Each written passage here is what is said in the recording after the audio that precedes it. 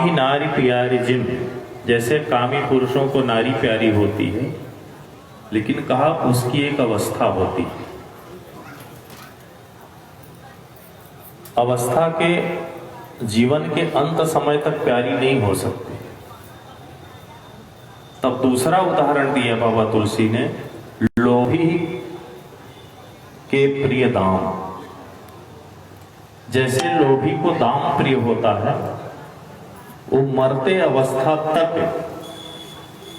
बोली बंद हो जाती है, बोल नहीं सकता, कह नहीं सकता, बता नहीं सकता, और कहीं गाड़ मुड़ के धन रखा हुआ है, तो मरने वाले की गति, उसकी मति उसी धन में लग जाती है।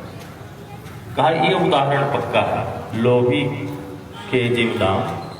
तो लोभी पुरुष को जैसे दाम प्रिय होता है, तिमि रघुनाथ निरंतर, वैसे ही जैसे मरती अवस्था में लोभी पुरुष को दाम प्रिय होता है, तिमि रघुनाथ निरंतर प्रिय लागहु हे राम, वैसे ही अंतिम अवस्था में हे राम जी आप मेरे प्रियतम बन करके मेरी याद में समाये रहिए, मेरी गति मुक्ति हो जाए। इसलिए मरती अवस्था में लोभी पुरुष की मति जब धन में रखती है तो सर्प योनि में वो जन्म लेता है और फिर जाकर के उस गड़े हुए धन की सुरक्षा करता है।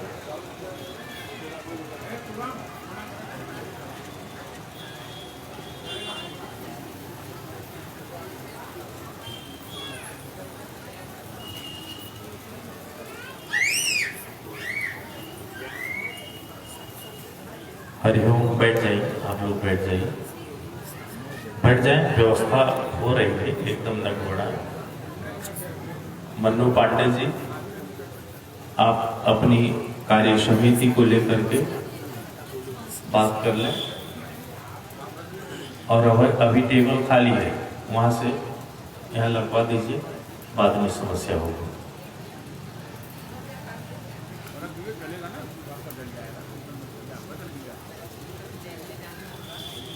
इसलिए भगवान को पाना है, भगवान के दर्शन का झलक, अगर झलक देखना है भगवान है कहाँ, हम उन्हीं को तो ढूंढ रहे हैं दिन रात, किस दुकान से मैं भगवान को पाऊं, कहाँ मिलेंगे।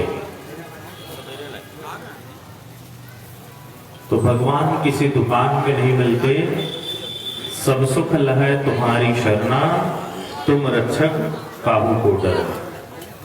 भगवान के शरण में रहेंगे तो वो राम रसायन काम करेगा। राम रसायन तुम्हारे पासा, तुम्हारे पासा, हमारे पासा नहीं। राम रसायन तुम्हारे पासा, सदा रहो रघुपति के दासा। लेकिन वो रसायन औषधि काम कैसे करेगी? कहा हेमंत जी जब कथा करेंगे तब काम करेंगे। वो औषधि बताने के डॉक्टर, औषधि कैसे प्रयोग होगी ये तो संत महात्मा बताएंगे।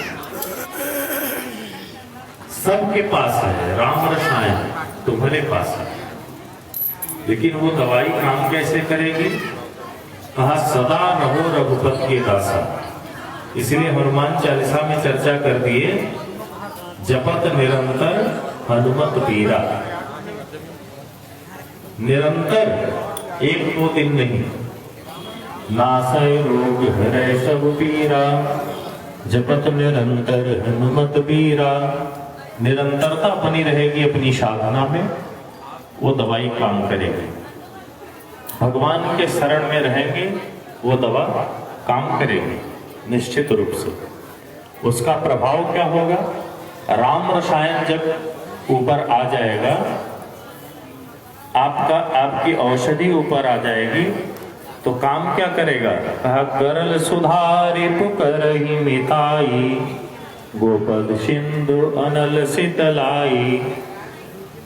गरल सुधा, विष और अमृत दोनों मिलकर आपस में प्रेम भाव बनाएंगे और एक साथ एक ही सागर में रहते हैं और वो दवा का काम करेंगे। धीरे से, ध्यान से।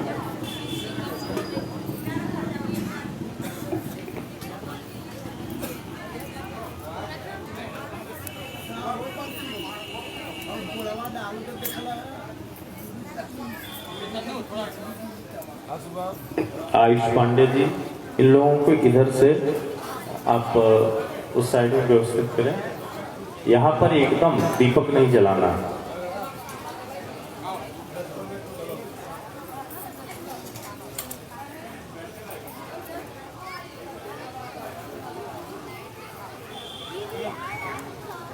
आप लोग धैर्य का परिचय देते हुए काम करें। ये दीपक, सूर्य को दीपक दिखाएं, क्या पता चलेगा।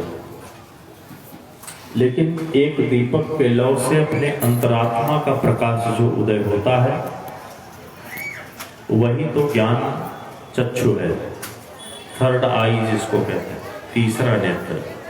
भगवान को तीसरे नेत्र से ही अनुभव किया जा सकता है, जाना जा सकता है। आप देखिए, एक फल चाहे अनार हो, संतरा हो, केला हो, मनुष्य जो चीज बनाता है, निर्माण करता है, उसको निर्मित करने के बाद पैकिंग करता है, तब मार्केट में लॉन्च करता है। लेकिन परमात्मा की बनावट कहा, वो पहले पैकिंग करता है, फिर बनाना शुरू करता है। यही करता है बहुत। केला, सेब, अनार पहले छिलका चढ़ा दिया, पैक कर दिया, और उसी में निर्माण कर रहा है। हजार हजार बाटलें सजाना, एक एक बाटलों में रस भरना, अलग अलग दाने की, ये दीपक जलाने की व्यवस्था है। ये साधारण बात है, कोई मनुष्य कर सकता है। जो मनुष्य के परे हो, माँ के गर्भ में बच्चा आ गया, माँ चल रही है, फिर रही है, इधर उधर कर रही है, सो रही है, लेकिन उस डॉक्टर ने कभी रोका नहीं, माँ रुक जा, मैं बच्चे की आंख बना रहा हूं, कभी रोका? लेकिन संसार के डॉक्टर आंख का ऑपरेशन करेंगे तो हिलो मत डुलो मत, पहले बेहोश कर देंगे। लेकिन वो डॉक्टर जो शरीर के अंदर निर्माण कर रहा है शरीर का, कभी रोका नहीं आपकी व्यवस्था को, और निर्माण कर रहा है। 9 महीने तक निर्माण करने के बाद फिर वो इस धरा पे लाता है। अब सोचो, हम लोग सोचते हैं बच्चों को हम खिलाते हैं, हम पहनाते हैं, ये हमारी भूल है। ये बच्चे पैदा होते ही छाती में दूध कैसे आ जाता है? किसने बनाया? एक बूंद दूध हम बना सकते हैं, लेकिन पैदा होते ही क्यों आता है? पहले क्यों नहीं आ गया? बाद में क्यों नहीं आता? क्षुधा तृषार्ता जननीम स्मरंती। इसीलिए तो क्षुधा से आर्त जब प्राणी होता है तो मां को याद करता है। घर के अंदर जब पीड़ित होता है व्यक्ति, तो सहज ही मुंह से निकलता है, अरे माई रे, निकलता ही नहीं। और घर से बाहर जब उसके ऊपर आपत्ति आती है, कोई संकट आता है, तो अरे बाप रे बाप। बाहर की व्यवस्था पिता, अंदर की व्यवस्था मां। क्षुधा तृषार्ता जननीम स्मरन्ति। क्षुधा से आर्त पीड़ित व्यक्ति मां को याद करता है। इसलिए ये जीव जब जन्म लेता है इस पृथ्वी पर, तो पहले मां की छाती से दूध मिला, मां का दूध छोड़ा तो गौ माता ने दूध दिया, गौ माता का दूध छोड़ा तो धरती माता ने अन्न दिया, और उस अन्न को पका करके देने वाली भी मां है। इसलिए एक छत्र राज्य उदर पर मां का है। क्षुधा तृषार्ता जननीम स्मरन्ति।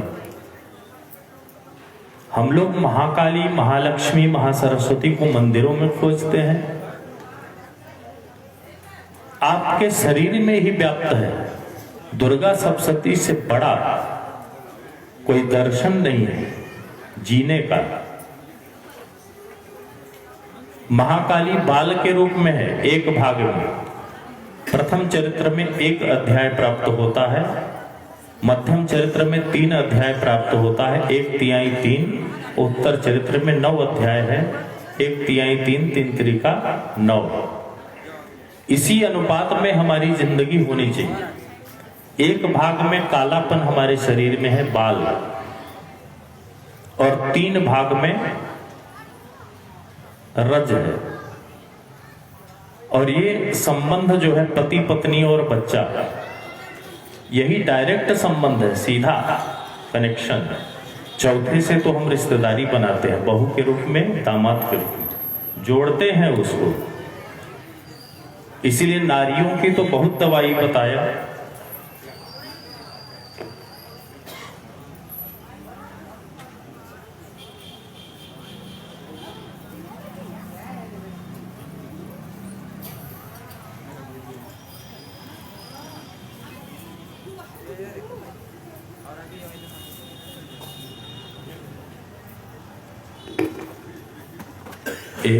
माता जी यहाँ पर दीपक न जलाएं, वहां व्यवस्था की गई है, वहां जाइए। हाँ, यहाँ पर बिल्कुल मनु जी यहाँ पर ध्यान दीजिए। आइए, दिव्यतम चर्चा के क्रम में हम लोग चलते हैं, सत्संग प्रारंभ करते हैं। गोरखपुर से पधारे हुए श्री पंडित हेमंत त्रिपाठी जी के मुखारबिंद से ओजस्विता पूर्ण कथा का श्रवण हम लोग करेंगे।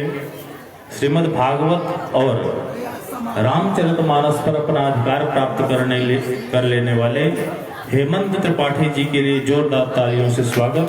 मंचासीन होकर के सुमधुर वाणी से हम लोगों को आह्लादित करें।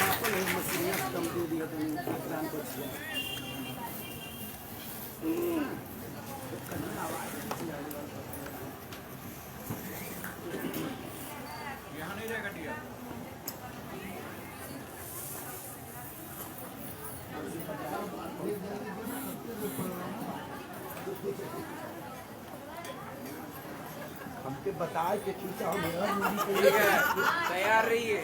हाँ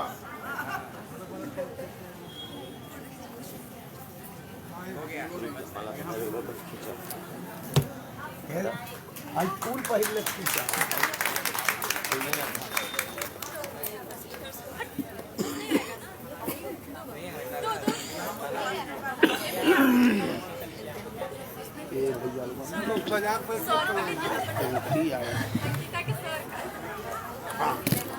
खींचा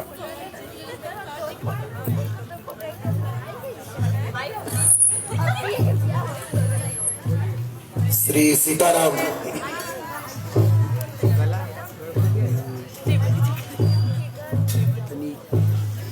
वो चारों बटनियन में सीधन की कौगा बनावे लगी बनावा। श्री सीताराम। अवधिया जैसे खुलत नहीं बाबू। जय श्री सीताराम। ये रिटर्निंग क्यों नहीं बोल रहा इधर वाला? इसकी आवाज नहीं आ रही, थोड़ा बढ़ाइए। जय श्री सीताराम। कैसा ना बचिया दबले खाना में लहर नहीं फेंकता। श्री सीताराम।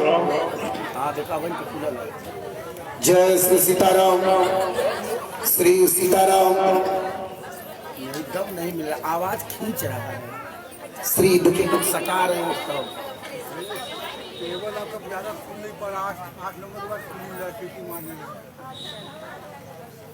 गैस टोटल बंद है, गैस टोटल बंद करवाना। थोड़ा सा खोल दीजिए, टोटल काहे बंद कराएंगे? जय श्री सीताराम। श्री सीताराम। श्री सीताराम। आवाज और दीजिए। जय श्री राधे। श्री राधे। श्री सीताराम। जय श्री सीताराम।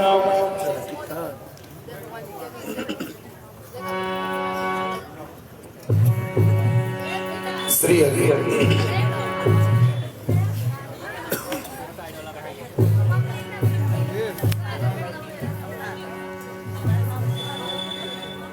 गुरुर्ब्रह्मा गुरुर्विष्णु गुरुर्देवो महेश्वर गुरुः साक्षात्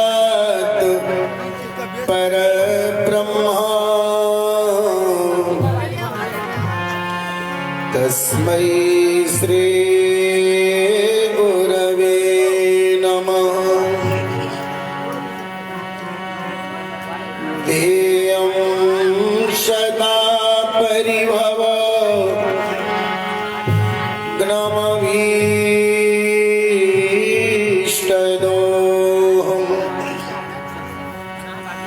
तीर्थास्पदम् शिवविरल चिनुतं शरण्यम् प्रीत्यारतिहं प्रणतपाल भवाद्दिपोतं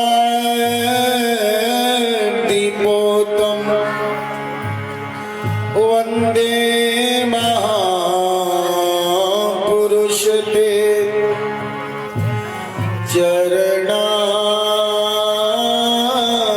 चरणारविन्दं वन्दे महापुरुष ते चरणारविन्दं।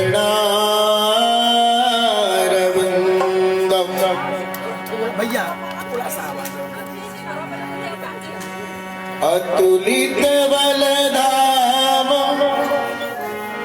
हेमशैलावदेहं दनुजवन् कृशानं ज्ञानिनामग्रगण्यं छोड़ दीजिए। सकल गुण निधानं वानराणामधीशं रघुपति वरदूतं वातजातं नमामि।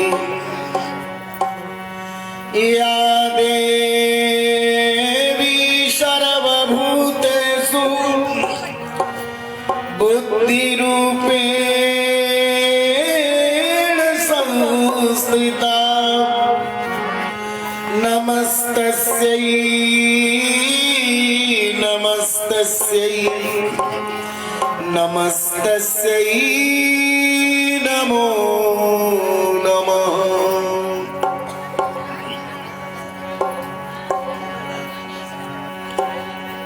भक्ति भक्त भगवंत गुरु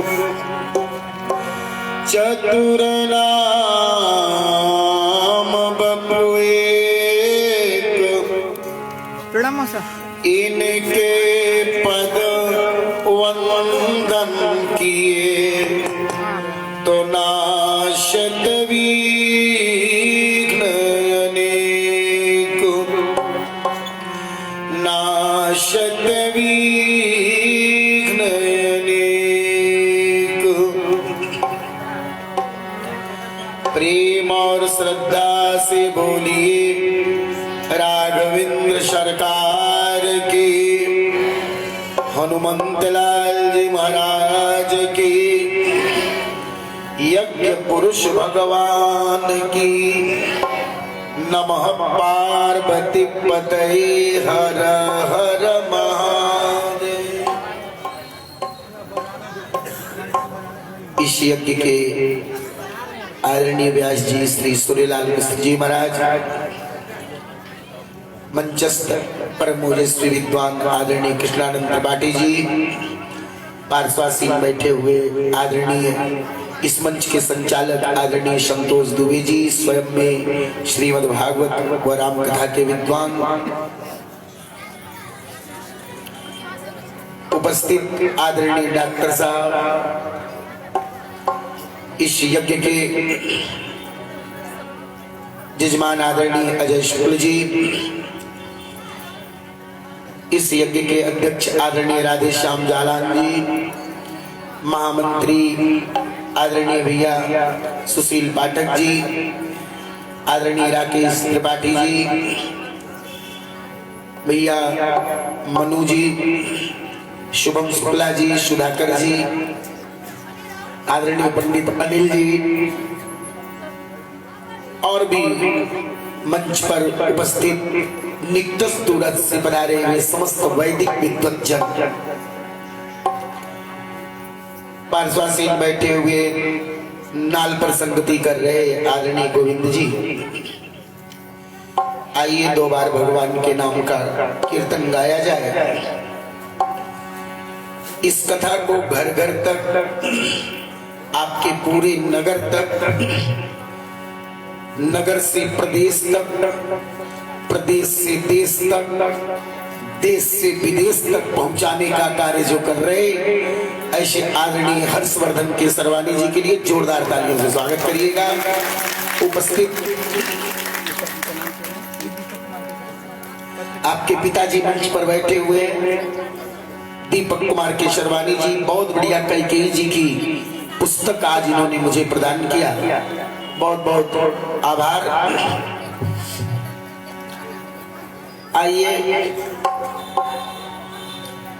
दीप जलाते जाइए और बगल में आसन लेते जाइए।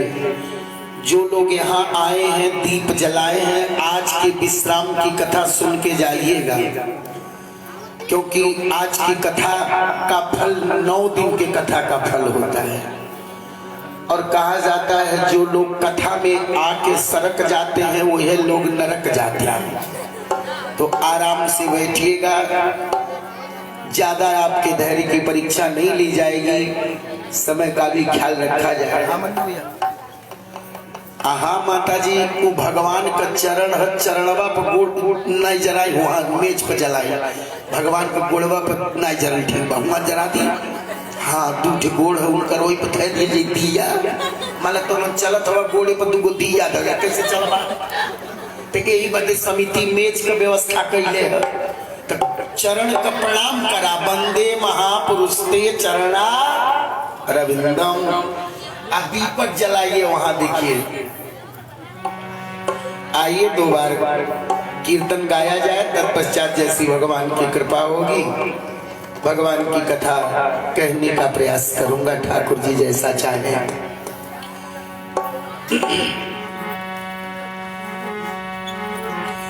कहो राम सीता जन्म जाए बीता, कहो राम।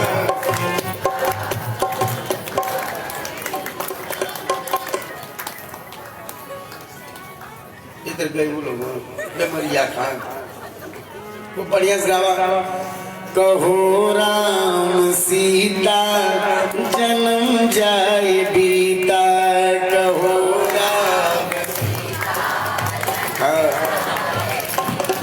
ताली मिला के बजावे, मिला के बजावा सब जानी। अब एक जानी मूंगफली ले ले फोड़ खाते, बता बढ़िया उपाय सब लगौले हो, मूंगफलियों खा ले। यही तरह एक जगह हम जगदीप गए लड़ी, तो एक जानी थैली में हाथ डालना, तो हम कहने लगे थे आज हमारी विदाई है तो कुछ देर गोड़ धरी है, तो वो एक तक बड़ी चुनौती निकाल के ठोकर।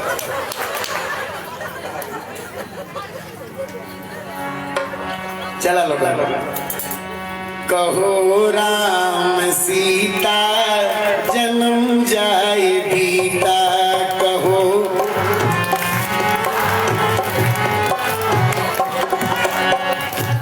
भैया हारमोनियम का नहीं स्टार्ट करना,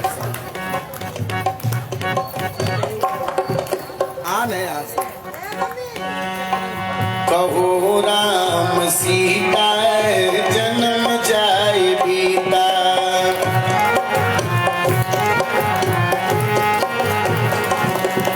कहो राम सीता जन्म जाए बीता, कहो राम। और बढ़िया, कहो राम सीता जन्म जाए बीता, कहो राम। हाँ पांडे जी, बीता कहो राम सीता जन्म जाए बीता, कहो राम नम जाए बीता, कहो सीताराम अकिंचन अकाम, कहो सीताराम आम, कहो सीताराम अकिंचन अकाम, कहो सीता।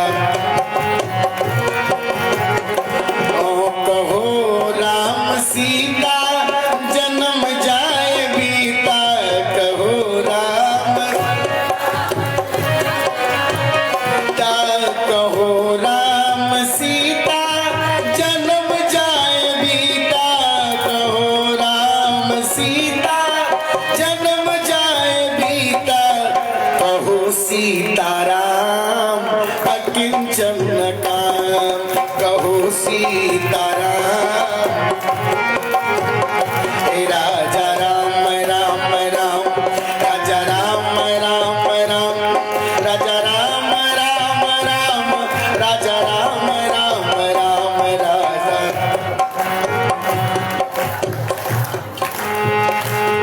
राजा राम राम राम, राजा राम राम राम। कहो राम सीता जन्म जाए बीता।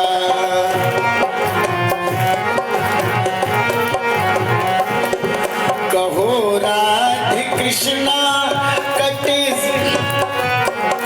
कहो राधे कृष्णा कटे मन की तृष्णा। कहो राधे कृष्णा कटे मन की तृष्णा।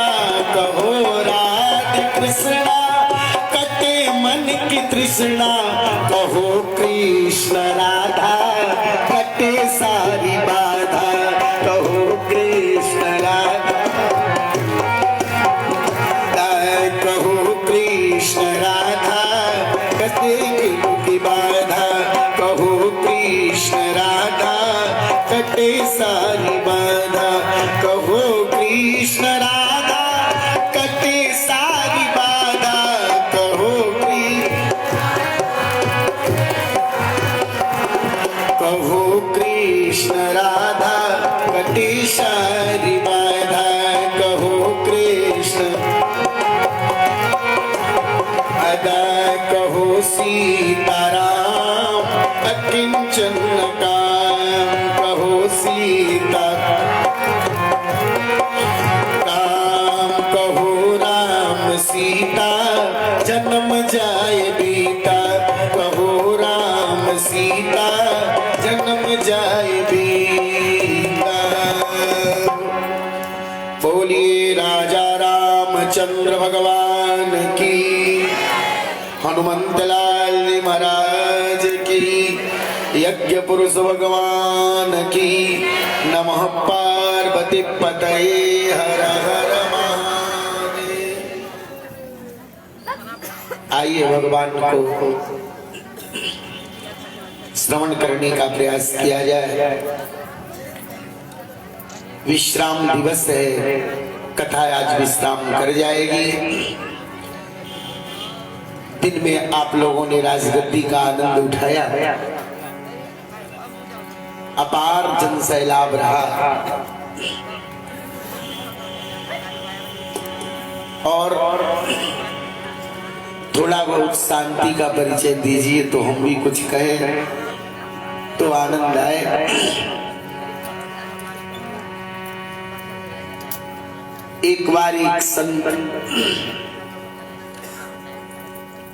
4 लोगों के साथ गोस्वामी जी के पास गए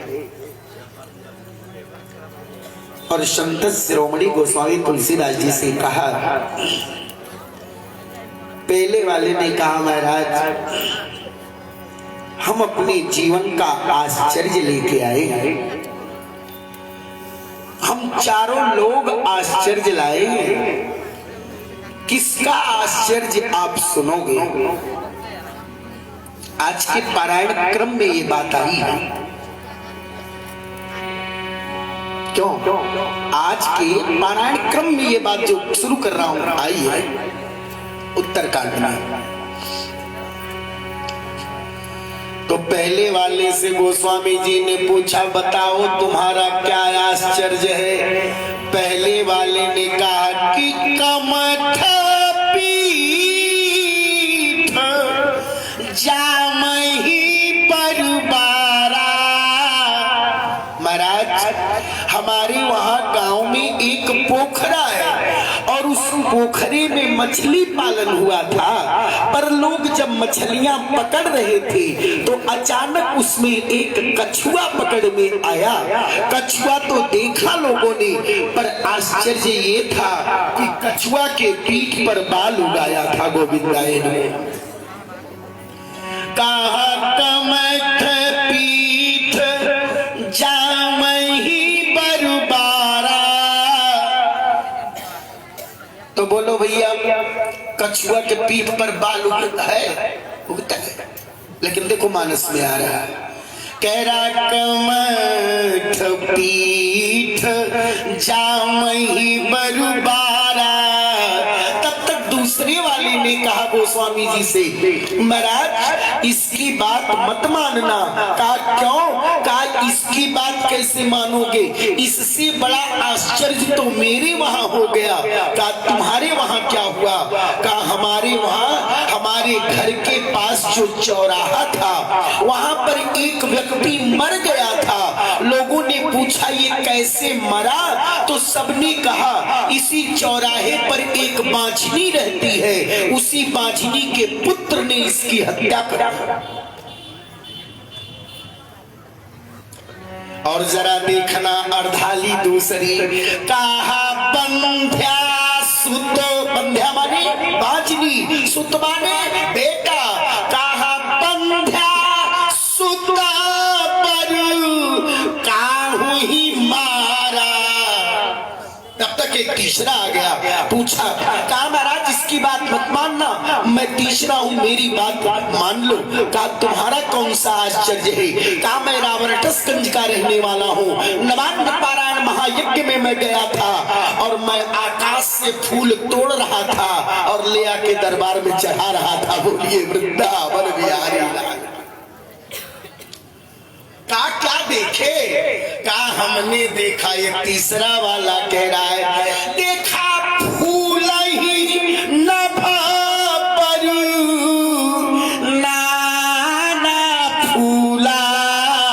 आकाश मंडल में फूल खिल रहे थे, ये हमने देखा और तोड़ के ले आके चढ़ा दिया। गोस्वामी जी ने कहा तो ठीक तो है भाई। और आगे चौथे वाले से पूछा तुम कौन हो? कहा सरकार हम व्यवसायी हैं। कहा तुम्हारा क्या आश्चर्य है? कहा हमारा आश्चर्य ये है कि हम पानी का मंथन करते हैं तो अनेक देसी घी निकलता है। अब बालू को पेरते हैं तो बैल कोल्हू कड़ूक तेल पैदा होता है। हाँ, ये मैं नहीं कह रहा हूं, देखो चौथा वाला क्या कहता। चौथे वाले ने कहा कि बारी मथे घृत हो पर, बारी माने पानी, मथे माने मंथन करने से, पानी के मथने से बारी मथे घृत हो पर असिकता तेल। सिकता माने बालू होता है, बालू के पेरने से क्या निकल रहा था? तेल। तब तक एक पांचवा दौड़ता दौड़ता आया। गोस्वामी जी ने कहा क्या हुआ? कहा महाराज आश्चर्य हो गया। कहा क्या आश्चर्य हो गया? कहा आश्चर्य हो गया, मेरे गांव में एक बहुत बड़ी पापिनी थी, उसने कभी भगवान का नाम नहीं लिया और तर गई।